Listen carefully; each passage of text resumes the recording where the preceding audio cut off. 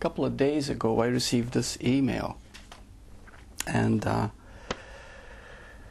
it would be the trigger for the topic today, because it's a powerful one, and he's not the only one that actually questioned acceptance.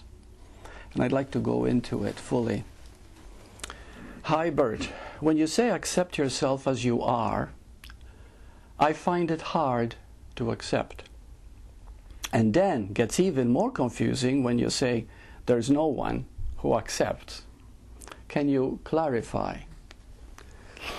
The word acceptance is not something that you say, well, I'm going to accept my faults and the way I am, and that's it. Because you see, if you say, I am a bad person, I'm going to accept it, then you aggravate the condition. We understand why, right? You are what you believe you are. And if you accept your weakness and see it as you, the weakness is you, well then you're not going to, encourage growth from that acceptance. Acceptance means this, that you see the inevitability of the situation because it has come about from a karmic principle. And we're going to see what that is in a moment.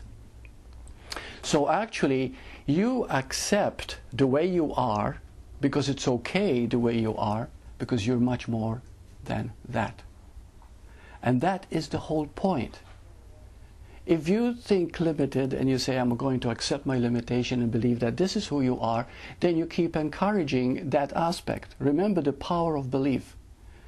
But the acceptance means I can accept everything about me because I am so much more than that. You see?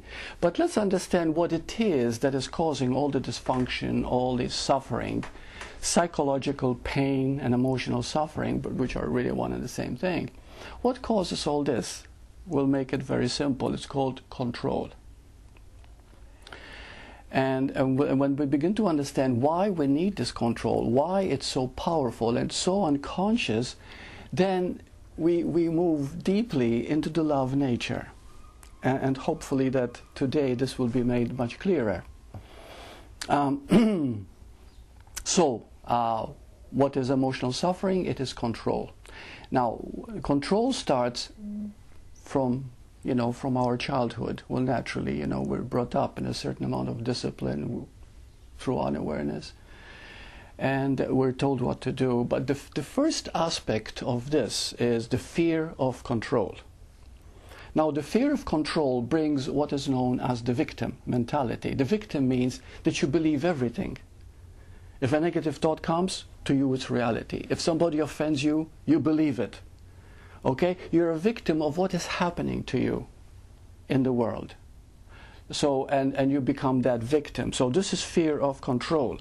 Fear of control also is this. You're so afraid of being controlled that if someone were to yell at you, you can suffer trauma.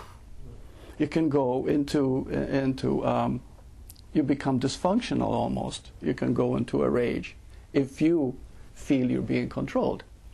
So from the fear of control comes the need to be in control because you feel that you're going to lose control. Now, what is loss of control? I have seen so much loss of control as a hypnotherapist. Loss of control starts primarily as anxiety. On its higher aspect, fear of losing control is known as panic attack, nervous breakdown, going temporarily insane. Okay? So that's the fear of loss of control. So in order to deal with these two aspects, which is fear of being controlled and fear of losing control, we try to be in control. And because you try to be in control, you develop an addiction to control. And you find yourself controlling all the time without realizing you're doing it. You're doing it with your thoughts, you're doing it with your speech, you do it with your manner. You see, you don't even know you're doing it. And this starts to create problems because you don't even know you're doing it. Because there's always that fear.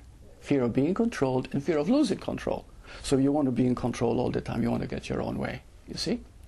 But the key question here, which is most important in this topic today, why do we need control? Why is it so important that it creates so much suffering? And it's prevalent. You see it everywhere. I've never seen a person that doesn't suffer unless they're spiritually awake. But why? Because the real control is love. Can you think of a power greater than love? There isn't any. So the real control is love. And you will find that all the time you want that love, but you do not know it consciously. From the moment we are born, we want love. In everything we do, we want love. We need love. So therefore, acceptance means this. I act the way I do because karmically I am acting and reacting from a karmic principle. You know what I'm karmic? Law of cause and effect.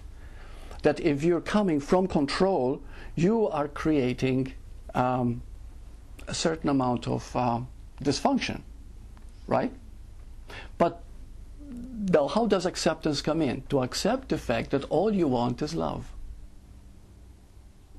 You see? So therefore, you are not the bad things you are doing and thinking.